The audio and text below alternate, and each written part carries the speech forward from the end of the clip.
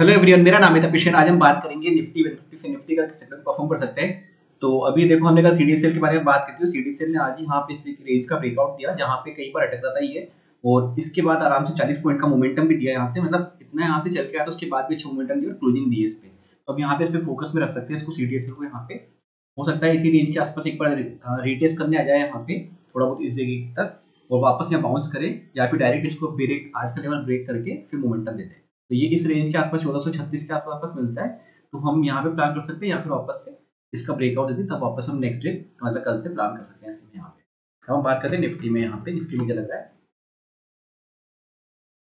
तो निफ्टी में देखो आज नेगेटिव बना दिया। मतलब इस मंथ का एक्सपेक्टेड था, लग रहा था कि मंथ एंड में यहाँ पे मतलब हो सकता है थोड़ी सी नेगेटिविटी बन जाए यहाँ पे, और वही हुआ। मंथली में देखो नेगेटिव कैंडल ही बनी यहाँ पे, और ये जो 3 मंथ का जो लो बन रहा था यहाँ का, उसके लो को नीचे इसने ब्रेक करके क्लोजिंग दे दी।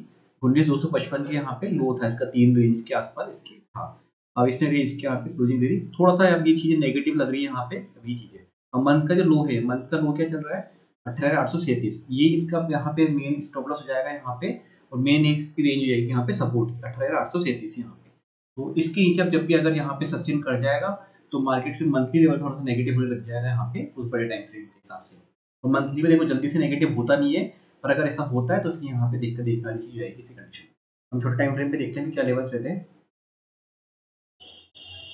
यहाँ पे देखो फर्स्ट थोड़ा गैप अप हुआ था, गैप अप फर्स्ट कैंडल ही सस्टेन नहीं करी यहाँ पे, उसका पूरी नेगेटिव कैंडल बन के पूरा मार्केट नीचे लेकर उसके बाद फिर नीचे तरफ डाउन साइड में ही मोमेंटम बनता गया इसमें।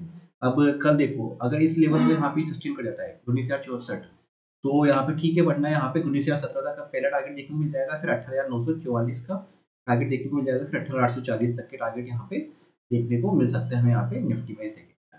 ठीक है, इसमें यहाँ पे इस जगह तक का टारगेट देखने को। और अप साइड में अब देखो यहाँ पे रिजेक्शन क्या आएगा, मिड में एक बार रिजेक्शन, यहाँ पे मल्टीपल रिजेक्शन बन रहा है यहाँ पे, क्योंकि यहाँ ऊपर आने की जब भी कोशिश करी मार्केट ने रिजेक्शन लिया ऐसे में। तो एक पैरेलल चैनल बना देते हैं हम यहाँ पे इसमें।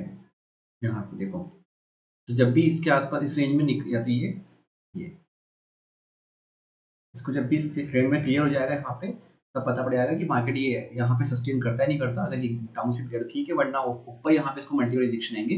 मिड में से यहाँ रिजेक्शन आता है 19,131, यहाँ पे आ रहा है 19,131 के आसपास।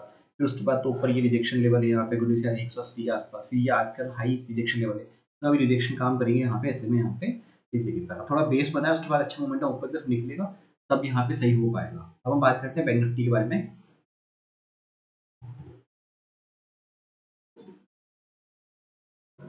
तो बैंक निफ्टी देखो वहाँ पे जब ये, जब हमने यहाँ पे रिजेक्शन का लेवल बनाया था, पहला रिजेक्शन का ये थोड़ा बहुत गैप अप हुआ था, गैप अप के बाद लेकिन सस्टेन नहीं करा, और यहाँ पे उसके नीचे आ गया। जैसे वापस रीटेस्ट करने ऊपर गया, वापस से वहाँ से सेलिंग एक्टिवेट हो गई, और फिर ये इस रेंज के आसपास से यहाँ से फिर इसने बाउंस किया, वापस इसी पे आया ये। तो हम थोड़ा सा इसको रेंज में यहाँ तक कन्वर्ट करते हैं। अब इस रेंज में अगर ये ब्रेक करता है, तो फिर यहाँ पे 42,580 तक के टारगेट, 42,394, 42,101 के टारगेट्स में आराम से देखने को मिल सकते हैं बैंक निफ्टी में। इसमें प्राइस सेक्शन अच्छा होता है, थोड़ा बहुत यहाँ का ये ओपन होता है, गैप अप होता है, या थोड़ा बहुत इसमें होता है तो वापस नीचे आता है। जैसे इस जगह पर आया हुआ, थोड़ा बहुत यहाँ पे कहीं इस जगह पर ओपन हुआ, ठीक है, और फिर वापस नीचे आता है ये, तो फिर यहाँ पे दिक्कत कर देगा, ये थोड़ा नेगेटिव हो जाएगा ऐसी कंडीशन में।